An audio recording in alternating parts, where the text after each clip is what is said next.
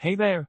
Today we're diving into a data manipulation problem that involves a tricky scenario with mixed data structures.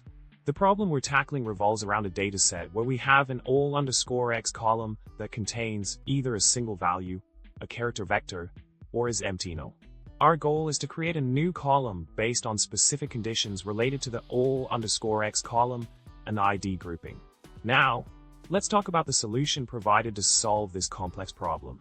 By using the mutate function along with ifelse, we can effectively handle the different cases within the all_x column.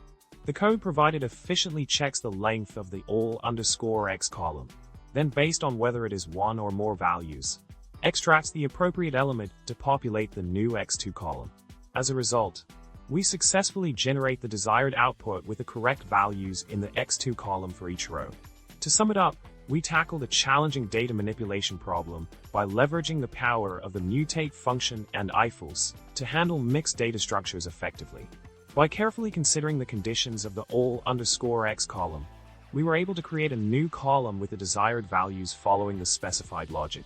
I hope this solution helps shed some light on handling complex data scenarios in R. Remember to like, subscribe, and comment below with your thoughts on this data wrangling adventure.